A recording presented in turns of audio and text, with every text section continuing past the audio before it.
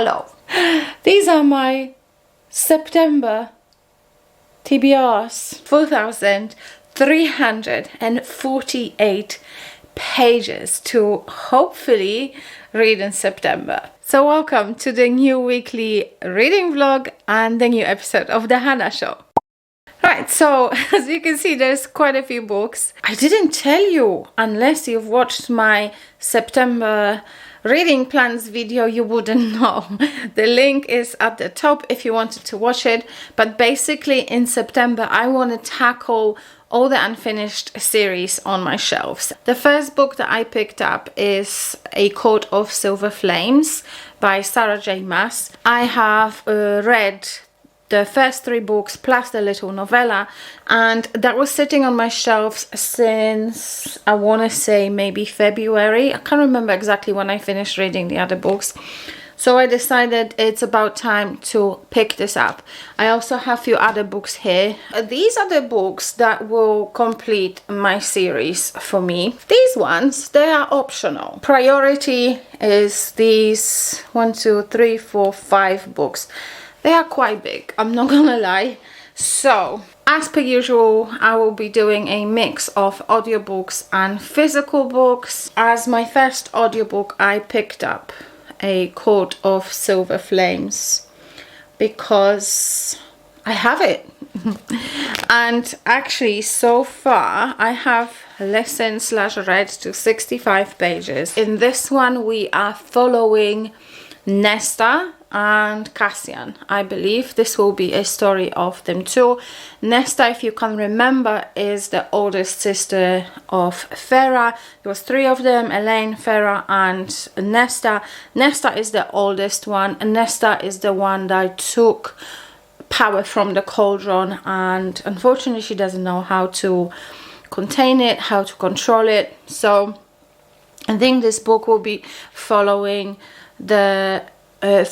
Nesta, learning how to control her power, and also will be following her story with Cassian. I will be happy when I tick this off. I know some people say you should read it together with one of the Throne of Glass series books, but I don't want to start another series. I just want to complete the series that I have already and then go from that. So book 1 is A Court of Silver Flames. The first book that I will be physically reading is What Feasts at Night by Kingfisher.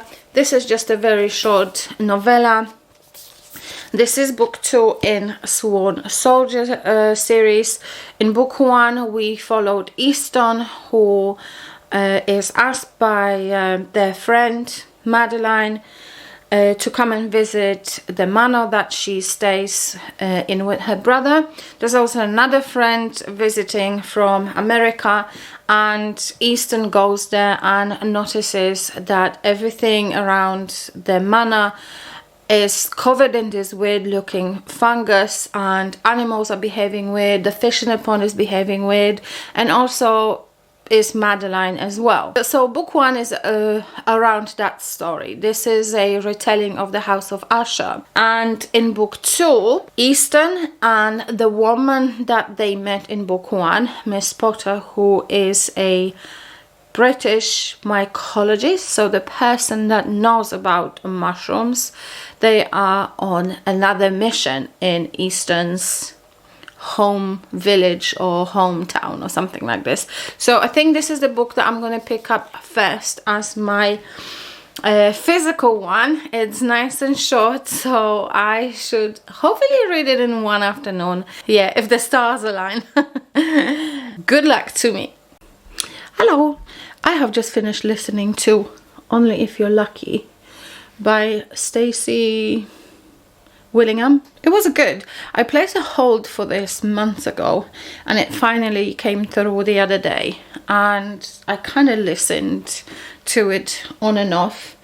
It's basically about a group of college kids. They kind of live together. One of these people is Margot. Margot's childhood friend. They both grew up in the same town, and they were going to go to the school together, and then her friend It's so bad. I literally forgot her name. So the friend kind of gets together with this boy, Levi, that moves into the house next door, and the Margot's and the other girl's friendship kind of goes like to the side.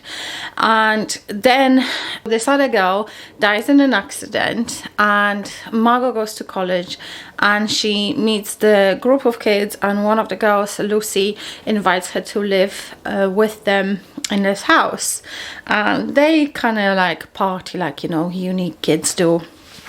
They party, and one day that Levi guy goes to one of the parties as well, and Margot is obviously shooketh because, you know, he comes from the same time. What is he doing here and whatnot?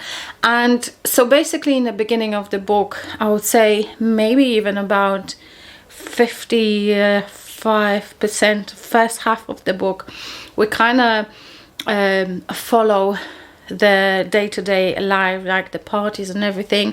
There's dual timelines. We go back to the time when that other girl was still alive, and Margot's just remembering how everything unfolded back then. And then in the second part of the book, things take another turn, and we start to find out a little bit more about different people and how are they connected together.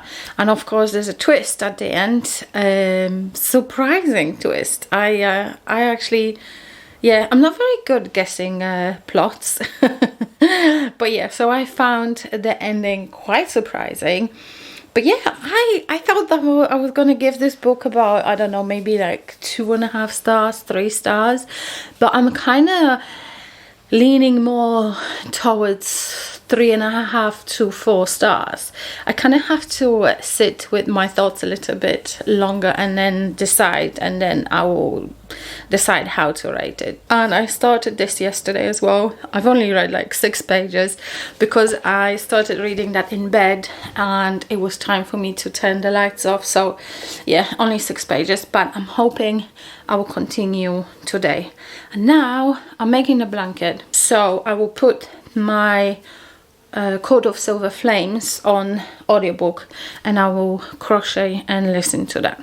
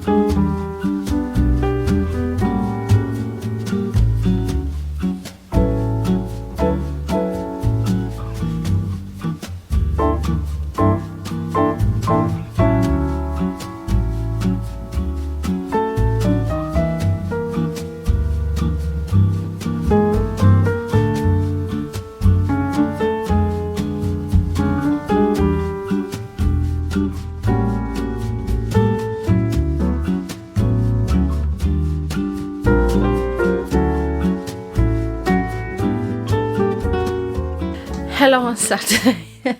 I'm so out of breath. Oh my god. I had carried my laundry upstairs and it's so narrow going up my stairs, and my basket is so full. It's so full. I am guilty of leaving my laundry folded in the basket and only bringing it upstairs when I absolutely need it. I've run out of socks and I've currently run out of the underwear that I like, and it had to come up, so I carried it, and now I'm out of breath. I'm also tired. But you don't want to hear about this. You want to hear about this. Boy, this book is dirty. I'm listening to this book and I was blushing, let me tell you.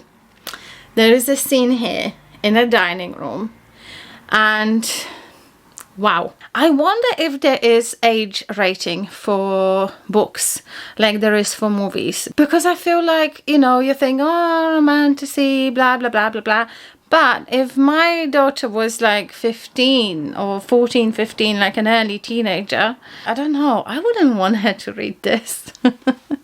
I read 28 chapters or listened to 28 chapters here. I don't know how much this is. This is page whatever, 300, and there's just over 700. So how many is that? 700 and just under 760. So I'm not even halfway. It's I don't know. Like I thought, or we all knew, it's about Nesta and Cassian mostly, but there's also a backstory. There's something to do with people plotting about how to take land, and there's a possibility of another war. The 300 pages that I've listened to or read were mostly about Nesta training and doing her library duties. That's pretty much it. There wasn't anything interesting. For 300 pages, there's not much going on. She's just training and eating and being moody and working in the library. But it's all right. So I don't know where the 450 pages are going to take us. We shall see. This is What Feasts at Night. But I've taken the dust jacket off. It's only 30 pages, so I'm like a fifth in. Alex Easton and his assistant Angus, yeah, they went to Galicia or wherever they live, and they go into this hunting lodge, and the caretaker that was supposed to look after the land and the lodge is dead, and there's some weird things going on. He meets with the caretaker's daughter, and the daughter says the reason for death was a lung infection, and that's all it was. So I'm thinking there's rumors going around that this death was weird or something happened, something, I don't know. This is only 30 pages. This is how much I've managed to read last night before I had to turn my lights off. The light is a little bit rubbish here, but I am just heading to bed. I'm not going to sleep yet. I'm going to read for a bit. But I kind of wanted to say a few things. So I'm listening to... the quality is not going to be so good. So never mind. Listening to A Court of Silver Flames. And I am about 70% in. I've got about 200 pages left. And I don't know. I think... books 1, 2 and 3 were so much better because they were action-packed. This one, I think in my last update I mentioned that she pretty much they do a lot of training and then nothing else really happens. And now 70% in, I can confirm that this is pretty much it. Okay, so the backstory of this is the human queens are organizing, and I think it seems like it could potentially be another war. And also like in other books, they were looking for the pieces of the cauldron. They're looking for I think it's a trove, whatever it's called. So like the different things, magical things, and so far they found 2, and this is pretty much it. There's not really much happening, and you would think in 550 pages there will be way more action, and I'm kind of disappointed in that. I'm not gonna say I'm not enjoying the book because I am enjoying the book. I haven't DNF'd it. It's entertaining it's entertaining enough for me to keep listening to it. But yeah, nothing much really happened. I think This book especially is definitely character driven, because it's mostly about Nesta and how her character develops and how her character changes, and also her relationship with Cassian. But yeah, there's not really much action, so I'm not sure what's going to happen in the last 200 pages. I still enjoy this book. I think if I was to rate it now, I'd probably give it 3 stars, because I like it, but it's not amazing. And then this one, I've read a little bit of this today. I've been really slacking on this book, and you would think it's such a short story, I should read it in literally just one afternoon, and I haven't. Just nearing 50%. This is something to do with witchcraft or witches, so that's quite interesting. Actually, not witches. In Poland, we have this thing, they call it zmora. And zmora is basically, they say this thing climbs through the window, this demon climbs through the window and sits on your chest, and you can't breathe and you can't move. And back in the day, people believed in Zmora, that it was Zmora that does it. Like, now we know it's just the sleep paralysis.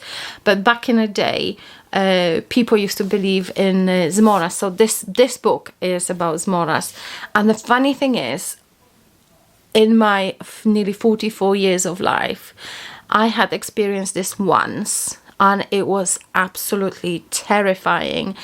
I don't know if your mental state or your stress levels have any influence on the sleep paralysis happening or not happening, but it was during one of the most difficult times in my life, and I don't know if this is connected, but it was so weird, because I remember I woke up. I thought I woke up. I was laying down in bed, and I opened my eyes, and I could not move. I couldn't move my hands, I couldn't move my head, I couldn't do anything, and it was absolutely terrifying. And I never want to experience this again. But that's why I find this book interesting, because in 68 pages, we found out that Alex Easton moved back into the hunting lodge with Angus, the assistant, and the lodge was it had been taken care of by this Animan, and he died. And so Angus went to the village, and he was looking for some woman to come and help clean it and cook for them and whatnot, and no one wanted to work for them. And eventually this one woman moved in, and it kind of came out in conversation that they believe there's this Zmora living behind. They have a different name for it. I can't remember now. But this Zmora is somewhere there, living in the proximity of that lodge. And they believe that this Zmora gets inside the house as a moth, and then once it's inside the house, it turns into a woman, and it sits on your chest, and it takes your breath away. And yeah, so when I read that, I was like, okay, now it's got its hooks in me, because I know I kind of believe in superstitions and supernatural and paranormal and stuff like that. So this is very interesting for me to read. Yeah. Hello, boys and girls, squares and circles. Oh my god, Monday, what a day. It was utterly rubbish at work, but I am home now and I am off tomorrow, so that's always nice. And I've come to tell you that we are on a home stretch with these 2 books. So I have about 30 pages left here, and we have about 50 here. So 30, 50. So what I'm going to do now, it's 4 o'clock. I am going to push through. I'm going to read this first. That should be maybe 45 minutes read for me, I think, maybe less. And then get my audiobook on, listen to this, and do the blanket. And I will come back when I'm finished. Excited! That's a little bit of a better line. Okay, so I'm happy to report that everything went according to plan for me today. I have finished my 2 books. I have finished Kingfisher, What Feast at Night, and I rated it 5 stars. I've read the first novella in the series, What Moves the Dead, and I also rated it 5 stars. I think I just love this writing. It was about Alex, like I said, went back to stay in this haunting lodge that they own with Angus, and then Miss Potter joined them from England as well, and they spent some time there with they had a housekeeper, and the housekeeper's son or grandson was also there, and weird things started to happen, and they were dreaming about this thing that sits on the Moroi. It's called in the book Moroi. That thing that sits on the chest and takes the breath away.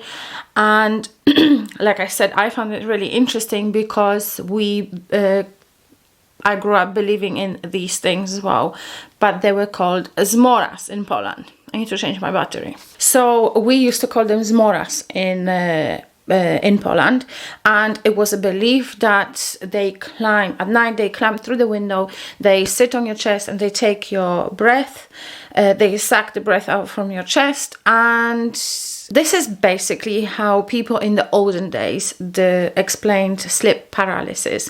And like I said before, that happened to me. That's why I found it so interesting. I really enjoyed it. I think Kingfisher's writing is so atmospheric, and you can really immerse yourself in the world that we're in. I just really enjoyed the writing style. I really enjoyed the pace. This is not super fast paced, but it's kind of like a slow build up towards the end. But also what I love about this book, that the whole atmosphere and this whole like spooky feeling, it kind of creeps you out a little bit, and it creates this sense of dread. And I think I will be exploring this author a little bit more, because if everything else is similar to these 2 novellas that I've read, I think I will like it. So I think at some point in the future, The House with Good Bones will be the first one. So yeah, book number 1 completed.